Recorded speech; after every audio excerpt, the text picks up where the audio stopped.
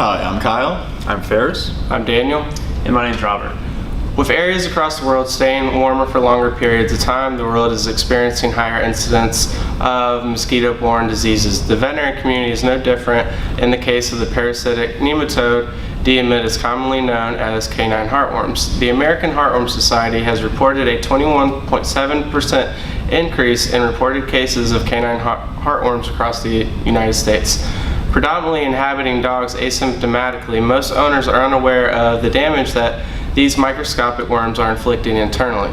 The current universally used method of detection is through testing for an antigen that is not present until at least 7 months post-infection.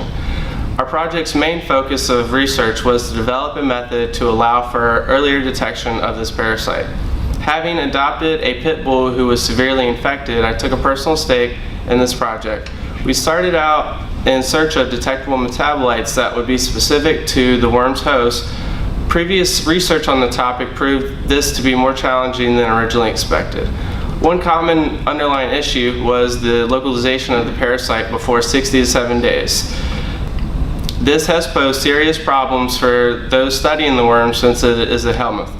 To adapt to this new information, we switched our focus from searching for the metabolites to ways to aggregate the parasite to study them more efficiently via thermoplasmonics. Working with a local animal shelter, we were able to obtain samples of heartworm-positive blood from infected dogs that were brought in to observe and prepare for our analysis with the intention of using different chemical stresses to see if we could induce a repeatable and exploitable response, be it chemotaxis or excretion of a detectable hormone, to create a more reliable detection of worm presence. The issue we subsequently faced was the greatest hindrance to our progress and the main difficulty in diagnosing heartworm disease. Microfilaria observable by microscope were often in extremely low concentration, which decreases the odds of finding a worm in the 50 microliter drop. Furthermore, the samples we had access to were inconsistent in the concentration due to being from dogs at different stages of infection and treatment. For several weeks after our first meeting and successful identification of the heartworm parasite in the sample, we were unable to reproduce our best results. In an attempt to address these issues, we switched the focus of the project experiments onto implementing a microscale collection method called thermoplasmonic resonance, which uses a laser to thermally excite a gold layer on our slide to create a radial heat profile from the laser center onto the sample. The heat gradient induces a convective current that can be increased or decreased by the power of the laser. The strength of the convective current controls the size of the particle that is captured in the center of the aggregate mass.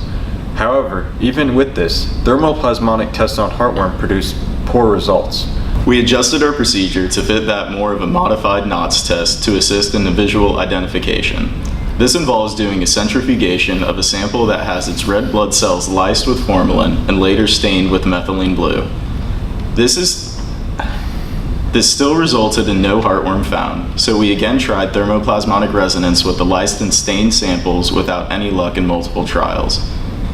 Our focus then shifted towards getting a successful run of thermoplasmonics since our source of testable heartworm-positive blood was too inconsistent. For this purpose, we secured a source of C. elegans in culture to add to our diluted blood samples so we could consistently analyze the capturing potential of the induced microconvection currents, which we met with great success. The young roundworms were approximately the size of adult heartworms, and despite exhibiting a significantly higher degree of movement, it was unable to escape the current. Even at the same power output that captured the young roundworms, we found adult roundworms were unable to escape the current as well. Although the usage of thermoplasmonics did not produce favorable results with the heartworms, it did show promise with its distant relative, Caenorhabditis elegans. By refining the concentrations and selecting a different solution for the dilution of the blood samples, it is thought that this technique can be utilized in the development of methods for earlier detection of heartworms in canines. Often it was difficult to visually confirm the presence of Diamitis using blood smears, so in the future we would like to have better control over our samples. Using thermoplasmonics, we would like to reduce the samples to known concentrations. This would allow us to better test for metabolites of Diamitis, and alternatively, we would like to use several methods of stressing the nematode in order to test for the presence of hormones.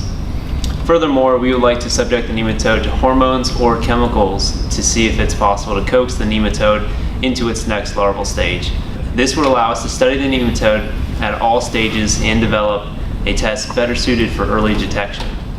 In addition to this, we would like to implement microfluidics to separate the Diamitis from blood samples. Even though there are accurate methods of detection, monthly heartworm preventatives still serve as the best line of defense against this highly dangerous parasite. We would like to thank Pam Backer from the Humane Society of Tampa Bay, her staff, and the dogs for supplying the blood samples that made these experiments possible. Also, huge thanks to Dr. Payet and Hao Wang for directly assisting us in the lab during this experiment.